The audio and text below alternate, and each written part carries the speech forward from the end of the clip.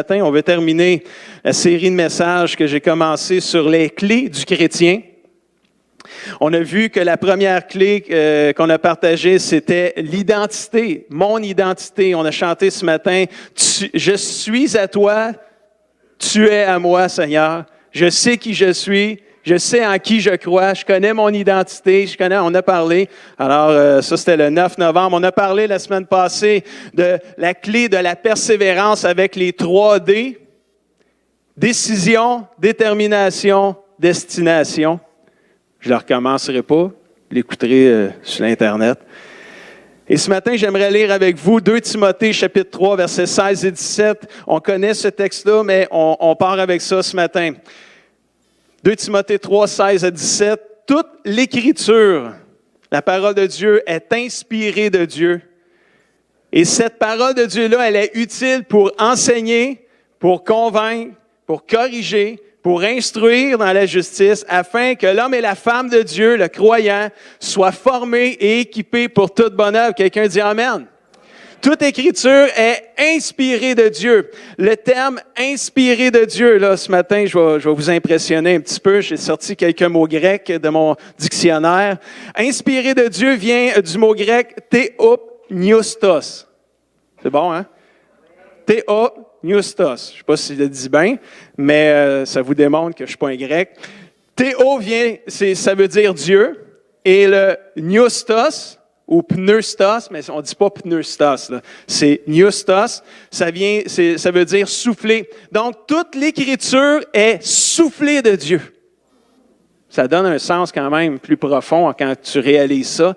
Et quand on dit « sois inspiré de Dieu », ça veut dire que Dieu te souffle les mots, les paroles, pour que tu puisses encourager, fortifier. Alors, toute l'Écriture est inspirée de Dieu, elle est soufflée de Dieu, et ça m'amène à la 3e clé du chrétien ce matin. Et la 3e clé du chrétien, c'est la parole de Dieu.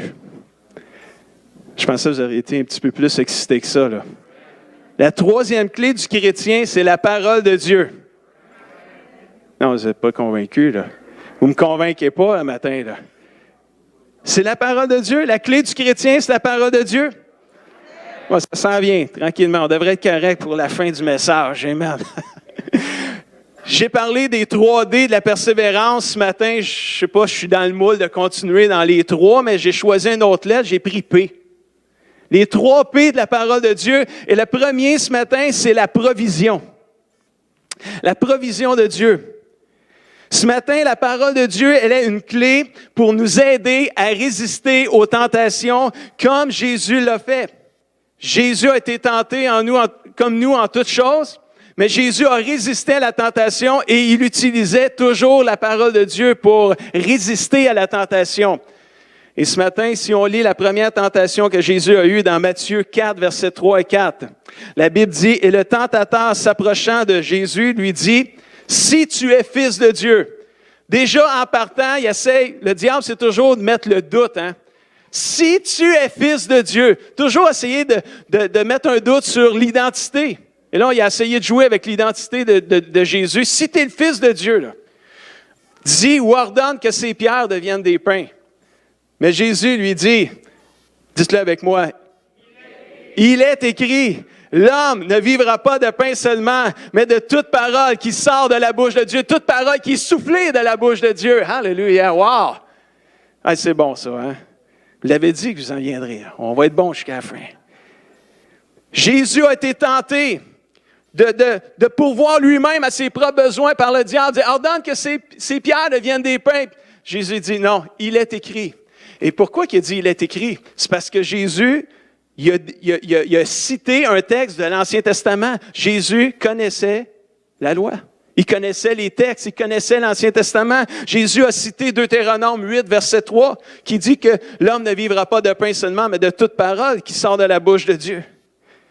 Nous ne serons pas capables de faire confiance à Dieu pour tous nos besoins, à moins que nous connaissions ce qui est écrit dans la parole de Dieu. Puis on ne pourra jamais connaître ce qui est écrit dans la parole de Dieu à moins de la lire, de la méditer ou de l'entendre puis de la pratiquer. Oh, ça c'est bon, hein? Vers qui te tournes-tu pour ta provision, tes besoins? À qui fais-tu confiance pour tes besoins? Jésus est en train de dire au tentateur, est en train de dire au diable, le pain seulement, c'est bon, on a besoin de la nourriture physique, on a besoin des biens physiques. Mais il dit, tu ne pourras pas vivre juste de ça. Tu vas avoir besoin de vivre de la parole soufflée, inspirée de Dieu pour ta vie. On a besoin aussi de nourriture spirituelle pour nos âmes. Inquiète-toi pas du manger, du boire puis du vêtement. Mais regarde, on va le lire ensemble. Matthieu 6, 31. Ne soyez pas inquiets en vous demandant qu'est-ce qu'on va manger à midi. Qu'est-ce qu'on va boire à soir? Je voulais que ça rime, c'est pour ça que j'ai dit à soir. Avec quoi est-ce que nous allons nous habiller? En effet, les gens qui ne connaissent pas Dieu cherchent tout cela sans arrêt. Ils s'inquiètent, tout ça, ils cherchent cela sans arrêt.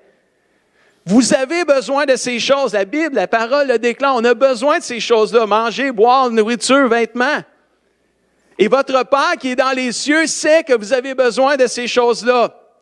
Alors, sachant ceci, la Bible nous dit, cherchez d'abord les choses d'en haut, les choses spirituelles, les choses du royaume de Dieu et ce que Dieu demande. Puis si vous pouvez faire ça, Dieu va vous donner tout le reste en surplus, en retour. C'est quoi tout le reste? C'est la nourriture, le breuvage, c'est le vêtement et tout le reste, c'est tous les besoins. Occupe-toi des choses spirituelles, puis Dieu va s'occuper de tes besoins matériels ou physiques ou humains. Wow, c'est bon ça. La Bible dit, Philippiens 4, 19, « Et mon Dieu pourvoira seulement à vos besoins spirituels. » Non, à tous vos besoins selon sa richesse avec gloire en Jésus-Christ. Si tu perds ton emploi et que tu commences à t'inquiéter à savoir si tu vas avoir assez d'argent pour manger, pour boire, pour te vêtir, si tu ne connais pas ce qui est écrit dans la parole de Dieu face à cette situation, tu vas nourrir ton inquiétude. Comme tous les gens qui ne connaissent pas Dieu le font. Imagine-toi que tu connais Dieu, tu es supposément chrétien, tu es supposément un enfant de Dieu, mais tu ne connais pas ce qui est écrit dans la parole de Dieu, puis que tu perds ta job, puis tu commences à t'inquiéter, puis à t'angoisser. Tu comprends-tu qu'on a tout dans la parole de Dieu pour réussir notre vie chrétienne? L'homme ne vivra pas de pain puis de poulet seulement, mais de toute parole qui est soufflée de Dieu, inspirée de Dieu. C'est là qu'on va trouver notre vraie vie, frères et sœurs. On a besoin de la parole de Dieu. Mais si tu ne le sais pas, tu vas nourrir ton inquiétude. Mais si tu sais ce que la parole de Dieu dit à ce sujet-là, quand les pensées d'inquiétude vont venir à toi, tu vas pouvoir dire au tentateur, « Il est écrit, mon Dieu pourvoira à tous mes besoins. » Il est écrit que si je m'occupe des choses de Dieu en premier, il va s'occuper de mes biens matériels après. Alléluia. Il est écrit que même si je perds mon emploi, j'ai à continuer à chercher les choses spirituelles. Puis le Seigneur, il va s'occuper pareil de moi. Il ne m'abandonnera pas. C'est une promesse. Il est écrit. Pourquoi je le sais que Dieu va pourvoir à mes besoins? Parce qu'il est écrit, puis je le sais. Puis j'y crois. Mais comment ça que je le sais? Puis c'est parce que je l'ai lu. Puis j'y ai cru. Ça rime encore. Amen. Je l'ai lu et j'y ai cru. Et je peux l'expérimenter. Je suis capable de dire, il est écrit à mon tentateur. Alléluia. La parole de Dieu, c'est une clé pour ma provision, pour mes besoins. Oh wow, c'est bon. C'est vraiment bon. Romains 10, 17. Et la foi vient de ce qu'on entend. Et ce qu'on entend vient de où? La parole de Christ. Ça vient ensemble. Je l'ai lu, je l'ai entendu, je l'ai reçu, j'y ai cru. Ma foi a été nourrie parce que j'ai entendu la parole de Dieu, je l'ai lu, je l'ai médité, je l'ai pratiqué. Oh, good. Parce que c'est écrit. La parole de Dieu, c'est ma provision. C'est une source incroyable pour tous mes besoins. Même, la Bible dit, le Seigneur va nous donner ce que notre cœur désire. Je connaissais ça, ce texte-là. Hein? Le Seigneur va nous donner ce que notre cœur désire. C'est juste qu'avant, il dit, fais de l'Éternel tes délices, il te donnera ce que ton cœur désire. Mais quand tu commences à faire de l'Éternel tes délices, les désirs de ton cœur commencent à changer. Tu cours plus après les mêmes affaires quand tu fais de l'Éternel tes délices. Fait que tes désirs changent. C'est normal que le Seigneur te donne ce que ton cœur désire parce que tu fais de lui sa passion. Tu fais de lui tes délices, ta passion. Ton cœur change. Tes désirs changent. C'est sûr que tes désirs changent. C'est bon. Deuxième P. Premier, c'est provision. Deuxième P, c'est protection. La parole de Dieu, elle est vraiment une source de protection. Elle nous inspire la protection. On est protégé comme chrétiens. Un matin, vous allez être fiers d'être chrétien, je vous le dis. Parce qu'on est vraiment choyé d'être chrétien. On a tout un privilège d'être un enfant de Dieu. Matthieu 4, versets 5 et 7, la deuxième tentation de Jésus. Alors le diable, ça ne va pas marcher le premier coup, il va s'essayer une deuxième fois. S'il l'a fait avec Jésus, faites-vous-en pas, il le fait avec nous autres aussi. Hein. On le sait, hein, il ne nous lâche pas. Alors le diable, il ne lâche pas Jésus, il le transporte dans la sainte ville et le place sur le haut d'un temple ou sur le faille d'un temple. Et il lui dit, si tu es fils de Dieu, encore le si, le fameux si. Si tu es fils de Dieu, jette-toi en bas. Mais là, il rajoute quelque chose, car il est écrit. C'est cute. Ça ne marche pas avec moi. Je vais prendre la Bible puis je vais tenter Jésus avec ça. Fait que le diable, il a cité le psaume 91, 11 et 12. Je vais juste aller voir s'il ne me croyait pas, mais c'est vrai. Il est écrit. C'était vraiment écrit là, dans les psaumes.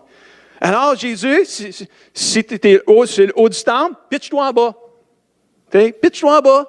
Parce qu'il est écrit dans la Bible, il est écrit là, dans le psaume 91, versets 11 et 12, il est écrit, « Il donnera des ordres à ses anges à ton sujet, ils te porteront sur leurs mains de peur que tu ne heurtes ton pied contre une pierre. »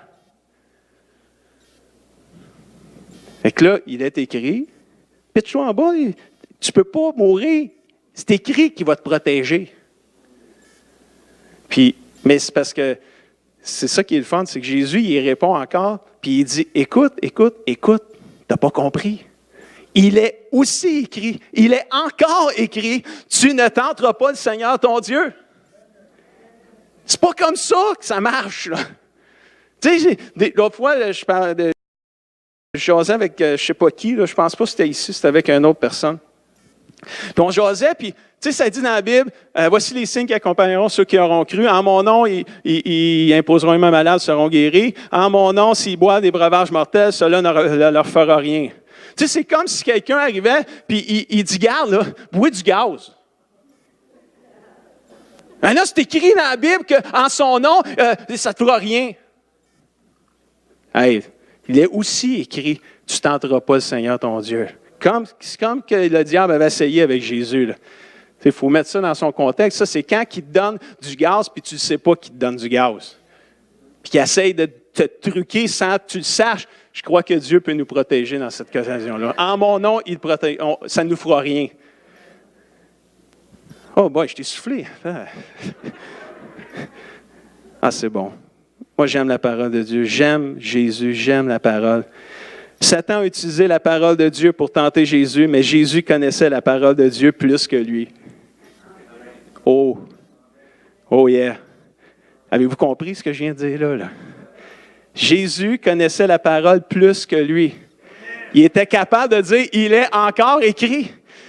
Et si c'est le même esprit qui a ressuscité Jésus vit en moi, saviez-vous que moi aussi, puis nous aussi, on est capable de dire, il est encore écrit aussi. Il est aussi écrit. Mais il faut que tu saches que c'est ce qui est aussi écrit, il faut que tu saches. Mais comment tu vas faire pour le savoir? Il faut que tu lises. C'est en la lisant, la Bible. C'est en la méditant. La méditer, c'est quoi? C'est la relire.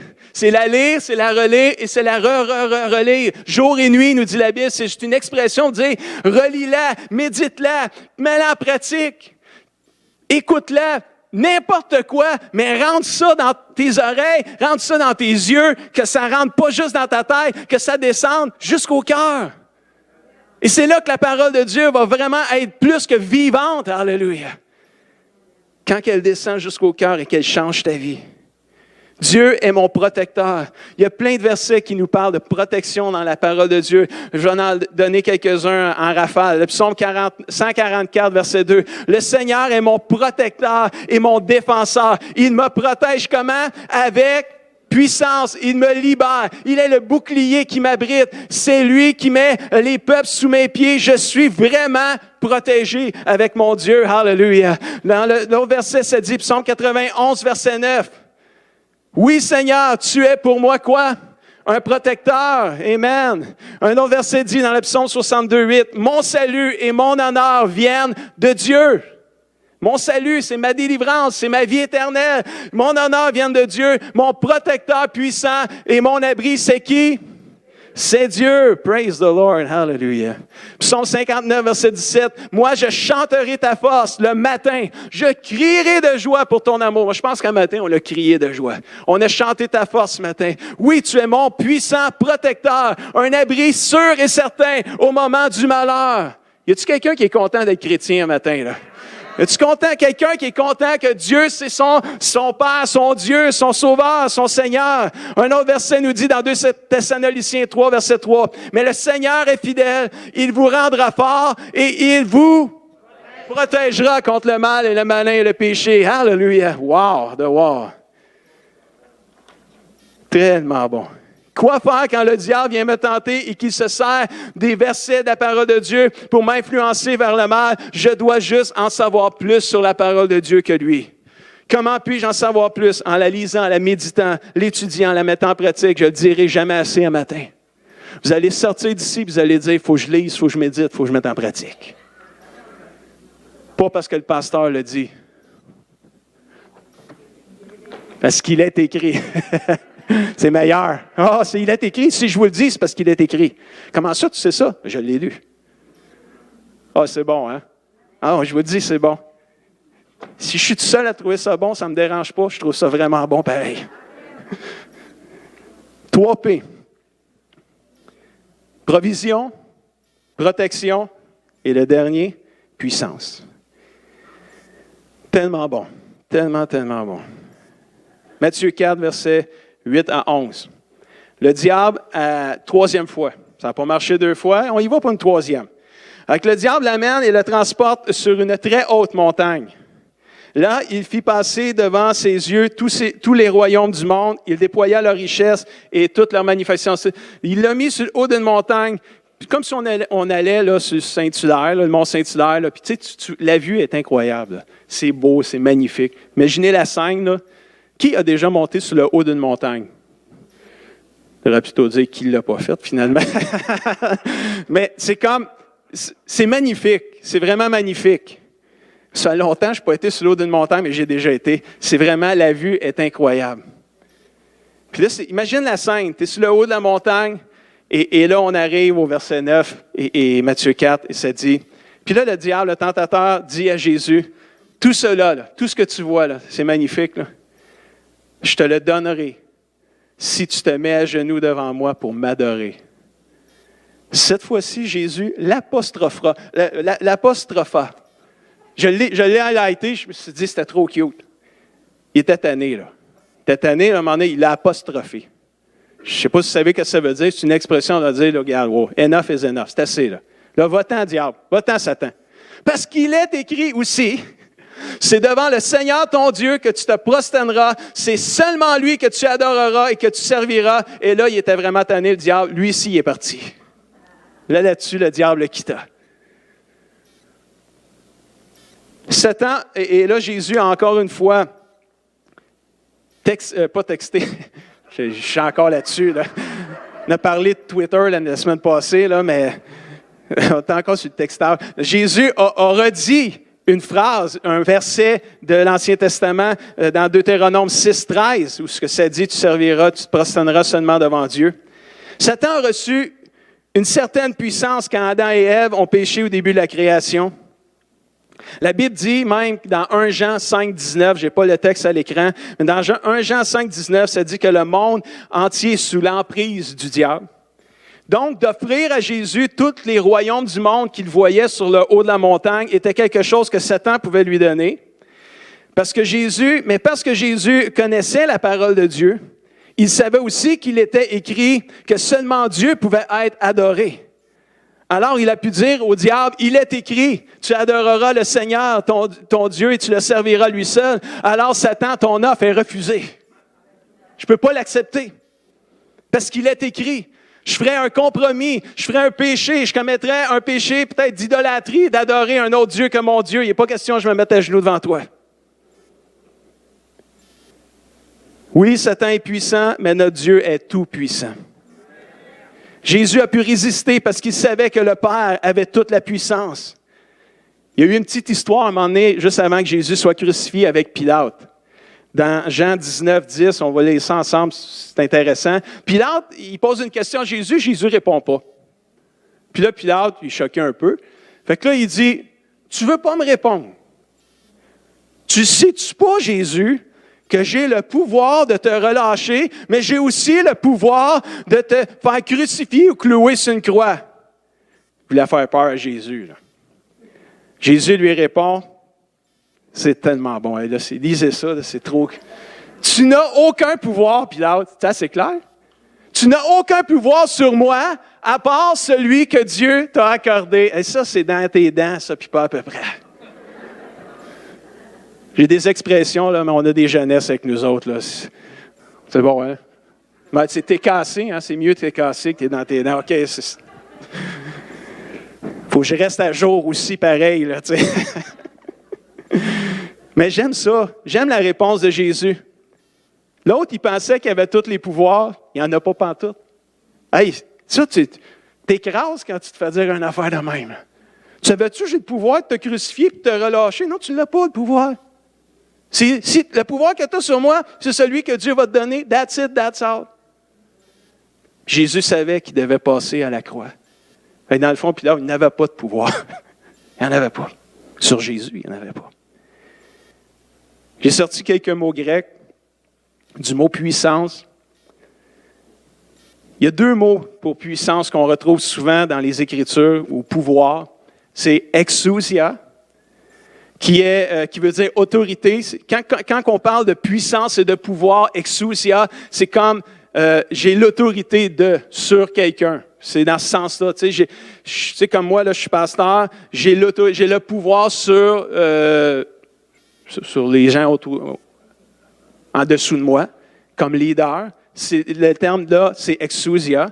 Mais le terme aussi puissance qu'on voit dans la Bible, c'est dunamos ou dunamis, qui veut dire force, capacité. Là, c'est pas l'idée d'avoir l'autorité sur, d'avoir la puissance sur, mais c'est la puissance de faire. J'ai la puissance de faire. Et pourquoi je vous dis ça ce matin? C'est parce que, saviez-vous que les disciples de Jésus-Christ, y a-t-il des disciples de Jésus-Christ ce matin dans cette salle? Savez-vous que nous, les disciples de Jésus-Christ, on a la puissance exousia, c'est-à-dire on a la puissance pour dominer sur toute la puissance, la dunamos de Satan. Pourquoi vous dites Amen? Pourquoi vous dites Amen? Il y a quelqu'un qui a dit quoi ici? Parce qu'il est écrit. Pas juste parce que c'est bon, c'est parce qu'il est écrit. Alléluia. C'est écrit dans la Bible qu'on a toute la puissance sur la puissance de l'ennemi. Dans Luc 10, 19, voici, dit Jésus, je vous ai donné le pouvoir, la puissance, l'exousia, de marcher sur les serpents, les scorpions, et sur quoi? Sur toute la dunamos, sur la puissance de l'ennemi, et rien ne pourra vous nuire. Quelqu'un dit Amen ce matin? Wow! Satan est puissant, mais Dieu est tout puissant. Et parce que Dieu vit en moi, moi aussi, je suis plus puissant que le diable. Amen. Hallelujah. Pourquoi je me laisserais abattre par un ennemi alors que j'ai en moi, par le Saint-Esprit, toute la puissance pour le surmonter et le vaincre? Hallelujah. Comment ça que je sais que j'ai la puissance? Parce que je l'ai lu, je l'ai entendu, il est écrit. Là, matin, vous le savez. Là. Vous le savez. Mais allez pas dire, c'est le pasteur qui l'a dit. Non, il est écrit dans la Bible. Si vous voulez dire, le pasteur l'a dit, dites, le pasteur, il a dit que c'était écrit.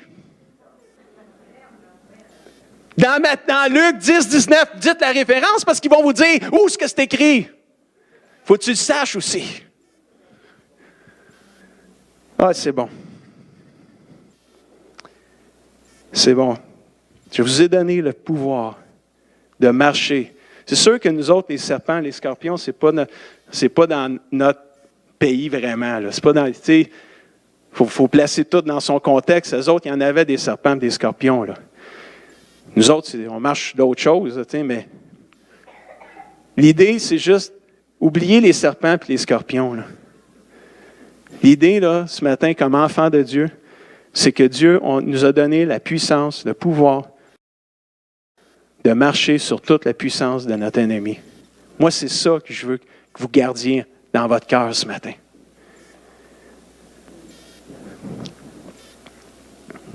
Je vais inviter Philippe et Dan à s'approcher. Patrick aussi pour Easy Worship. Je ne sais pas t'es où, Patrick.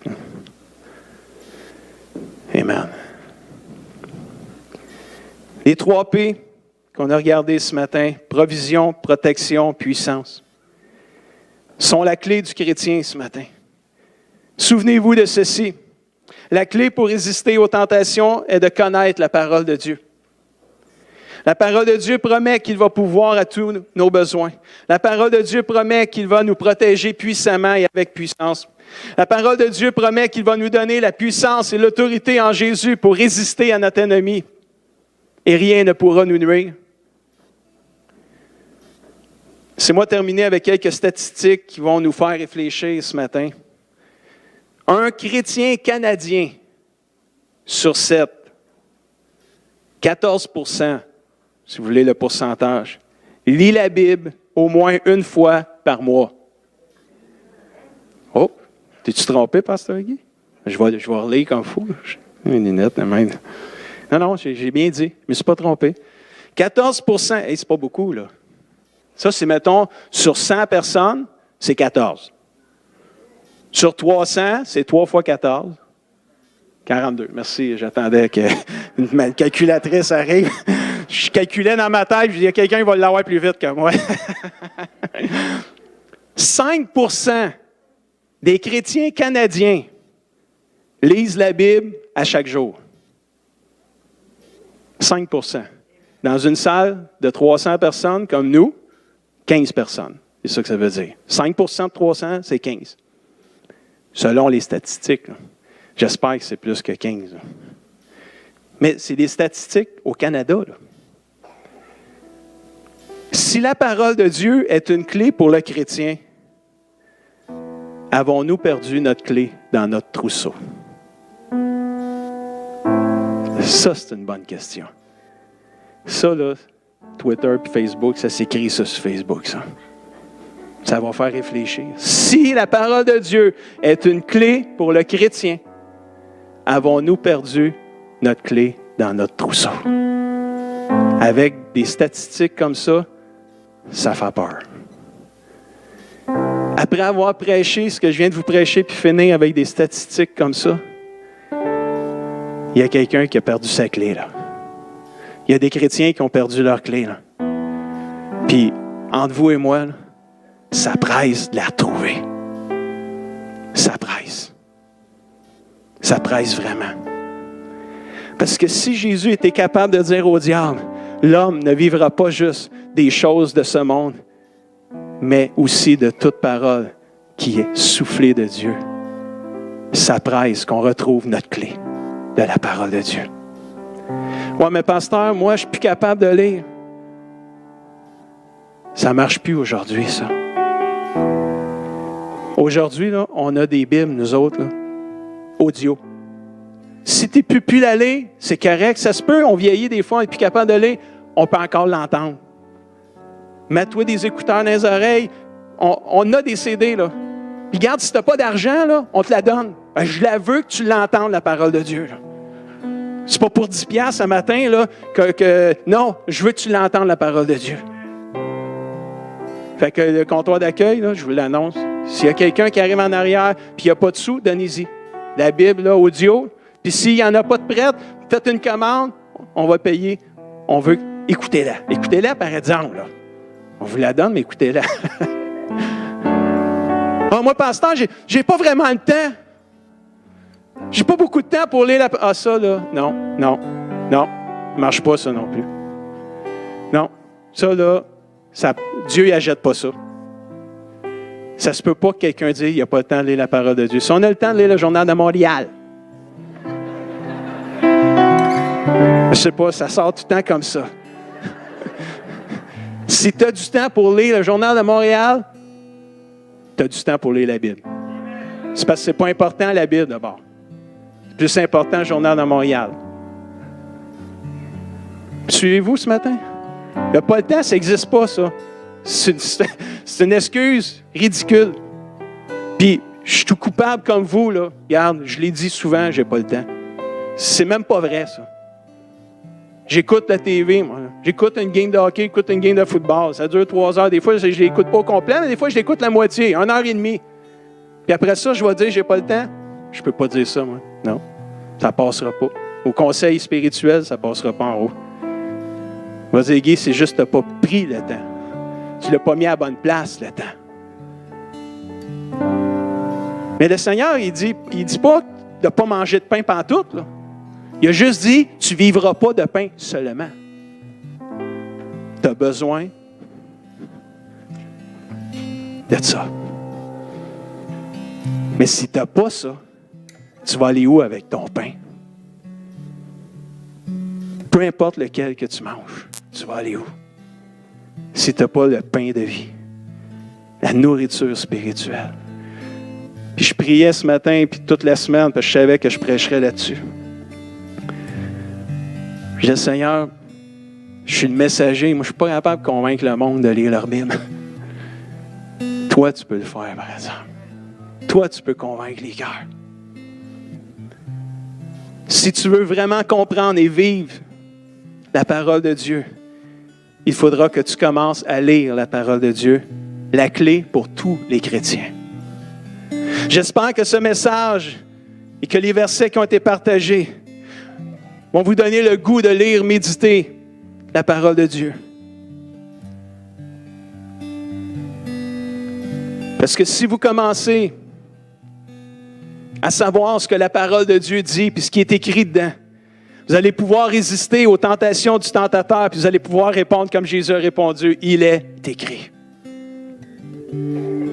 Tu peux lire la Bible en papier, mais tu peux la lire aussi avec ça. Les jeunes, là. Ouais, j'aime pas ça traîner ma Bible. Ouais, tu le traînes, ça, par exemple. Il n'y a pas une excuse. Je vous le dis. Trouvez-moi une excuse, je vais vous l'enlever, l'excuse, tout de suite. Je vais vous trouver une solution, ça ne sera pas long. Ça aussi, ça arrive. Amen. Lis ta Bible. Download ta Bible. Vous downloadez plein de jeux, là? Download la Bible. Prends du temps pour la lire. Prends du temps pour la méditer. Le défi sagesse de l'année. Lire les proverbes du jour.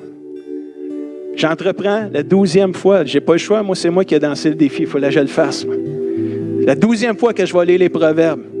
Ça a-tu été une bataille? Ça a été un combat, les proverbes, toute l'année. Surtout rendu en juillet, à août, septembre. Hey, ça fait 9 fois. Là, ça fait 12 fois que je lis les proverbes. Mais wow, quelle richesse incroyable. Ah, moi, pasteur, j'ai déjà manqué plusieurs mois. Hey, il en reste un, fais-le. Au lieu de dire, je l'ai manqué, ça ne donne rien, hey, fais-le. 1er décembre, c'est demain. Ben, tu peux lire le Proverbe 30. Si tu avais lu le Proverbe 30 aujourd'hui, tu te serais rendu compte au verset 5 qu'il est écrit « Toute parole de Dieu est digne de confiance. » Et c'est un bouclier pour ceux qui trouvent un refuge en lui. Protection. Amen. Gloire à Dieu. Tu aurais lu ça. Amen. Peut-être qu'il y en a qui l'ont lu. Si tu apprends à connaître la parole de Dieu, en la lisant, en la méditant, en l'écoutant, en l'entendant, en la pratiquant, tu vas être capable de dire « Il est écrit » comme Jésus. Mais tu ne seras jamais capable de dire « Il est écrit » si tu ne le fais pas. Colossiens 3, 16 nous dit ceci, c'est mon dernier verset. Que la parole de Christ habite en vous, dans toute sa richesse. Instruisez-vous et avertissez-vous les uns les autres en toute sagesse par des psaumes, des hymnes, des cantiques spirituels. Chantez pour le Seigneur de tout votre cœur sous l'inspiration de la grâce. Wow! Qu'est-ce que le Saint-Esprit est en train de te dire au travers de ce message ce matin?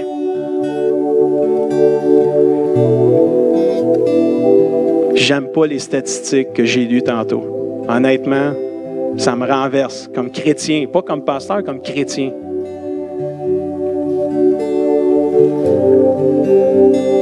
Moi, je veux prier. Je ne peux pas penser pour tout le Québec, commencer par Saint-Hyacinthe, mon chez-nous. Là. On peut-tu se donner le goût de lire la Bible ensemble? On peut-tu s'encourager ensemble à lire et méditer la parole de Dieu? Si vous recevez l'info de la semaine, vous allez avoir toujours une méditation biblique comme un chapitre par jour qu'on écrit, que vous pouvez lire. Il n'y a pas rien. Ceux qui ont Internet, les plans de lecture de la Bible, c'est malade. Vous en avez jusqu'à votre mort. Comment tu peux en trouver des plans de lecture de la Bible? C'est incroyable. Tu peux lire la Bible en 1 an, tu peux lire la Bible en 3 ans, tu peux avoir des plans de lecture biblique. 15 jours sur la foi. C'est un plan, c'est des versets sur la foi, puis pendant 15 jours, tu vas lire des versets qui vont stimuler ta foi. Tu veux lire quelque chose qui parle du pardon, il y a des plans de lecture qui peuvent durer 30 jours, des versets qui parlent de pardonner, qui parlent d'amertume. Hey, c'est fou. Comme diraient les gens, c'est malade. Il y en a plein. Honnêtement, on est sans excuse devant le Seigneur. Tout est à notre disposition pour pouvoir s'enrichir, pour pouvoir nourrir notre âme, pour pouvoir faire comme Jésus, vivre non seulement de pain seulement, mais de toute parole qui sort de la bouche de Dieu. Moi, je veux vous encourager ce matin, peuple de Dieu. Je veux vous stimuler à lire, à méditer la parole de Dieu. C'est une question de vie ou de mort spirituelle. Jésus revient bientôt. Les signes en sont évidents. C'est pas le temps, c'est le temps de se remettre dedans. Trouve ta clé, puis ramasse-la, puis remets-la dans ton trousseau.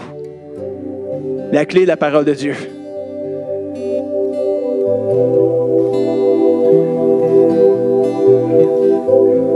On se lève ensemble.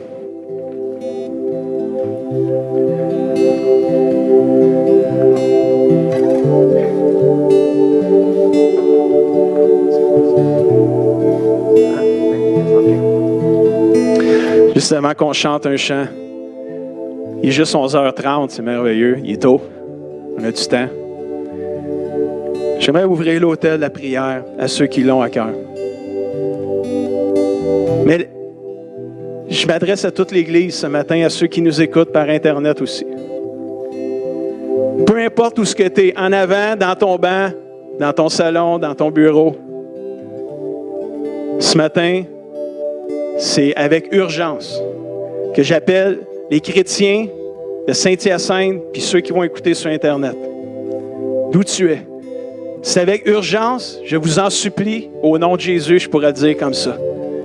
Commencez maintenant à lire la Bible si vous ne la lisez pas. Commence à la lire. Si tu ne sais pas où commencer à la lire, commence dans Jean, l'Évangile de Jean si tu veux. Lis des psaumes, lis des proverbes, mais lis quelque chose dans la Bible. Commence à la lire. Puis quand tu vas commencer à la lire, demande à Dieu ceci, parce que je m'adresse à des chrétiens là, ce matin. Demande à Dieu de te révéler la parole quand tu la lis. Parce que si tu fais juste lire pour lire, souvent c'est une lecture que tu fais. Mais si tu commences ta lecture puis tu dis, Dieu, parle-moi par ta parole. Dieu, enseigne-moi. Montre-moi quelque chose ce matin par ta parole. Tu vas rester surpris de ce que Dieu peut te révéler. Puis tu vas t'apercevoir que l'Esprit va rendre vivante la parole que tu es en train de lire. Et un jour nouveau va se lever pour ta vie spirituelle. Peuple de Dieu, j'espère que notre Église, on va commencer à lire la parole de Dieu. Puis que les statistiques que je vous ai lues vont être renversées dans le nom de Jésus. Si nous, on commence, imaginez-vous si on commence à se répandre partout après ça. Si d'autres églises commencent à le faire, commencent à s'inspirer, si les chrétiens commencent à lire ces statistiques-là et dire, hey, je ne veux pas faire partie des 95% qui ne lisent pas leur Bible tous les jours. Je ne veux pas faire partie des 86% qui lisent leur Bible une fois par mois, qui ne lisent pas leur Bible une fois par mois. Finalement, des 60% qui ne lisent pas pantoute. C'est une autre statistique que je n'ai pas lue, mais qui est écrit aussi. 60% des chrétiens ne lisent pas leur Bible pantoute. Puis elles liront jamais selon ce qui est des statistiques. C'est capoté. Ça donne quoi d'être chrétien? On a besoin, c'est notre livre d'instruction, c'est la parole vivante de Dieu. L'homme ne vivra pas de pain seulement, mais de toute parole qui sort de la bouche de Dieu. Prions ensemble. On va chanter « Seigneur, viens ranimer ». On va mettre J'ouvre l'autel à la prière. On va prendre un temps juste pour prier ce matin, se consacrer à Dieu. Seigneur, viens ranimer le feu de la parole dans mon cœur. Amen. Seigneur, viens.